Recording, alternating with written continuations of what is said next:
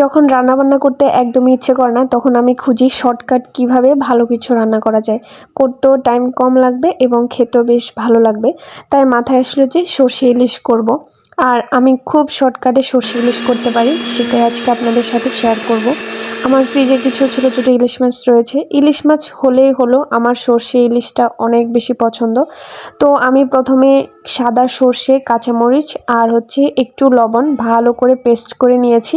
ওটা এখন ছেঁকে নেব, কারণ সরিষার যে খোসা ওটা সহ যদি রান্না করি একদমই আমার কাছে ভালো লাগে না, টেস্ট ভালো আসে না এবং স্মুথ আসে না গ্রেভিটা। তাই পেস্টটা একটু হালকা জল দিয়ে পাতলা করে এরকম করে ছেঁকে নিয়েছি।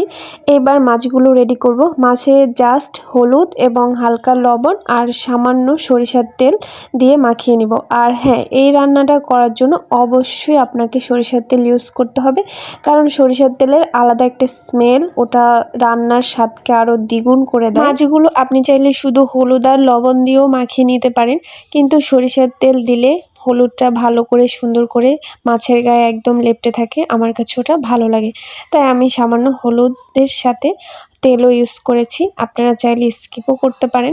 এখন ফ্রাই প্যানে আমি আবার সরিষার তেল দিয়ে দিব, আর দেওয়ার পরে এটা গরম হওয়া পর্যন্ত একটু ওয়েট করতে হবে, কারণ সরিষার তেল হতে একটু টাইম লাগে।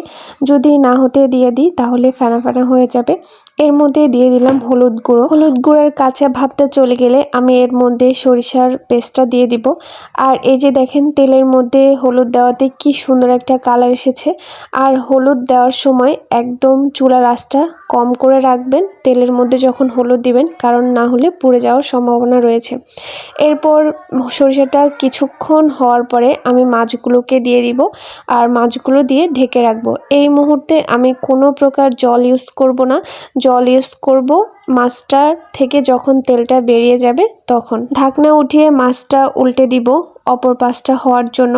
এভাবে আরও মিনিট 5 হওয়ার পরে তারপর আমি এর মধ্যে জল দিয়ে দিব। এই যে দেখুন, মাছটার দুপাশই খুব ভালোভাবে হয়ে গিয়েছে। এখন সামান্য জল দিয়ে গ্রেভির জন্য রেখে দিব, আর এর মধ্যে হালকা কাঁচামরিচ দিয়ে দিব ফ্লেভারের জন্য।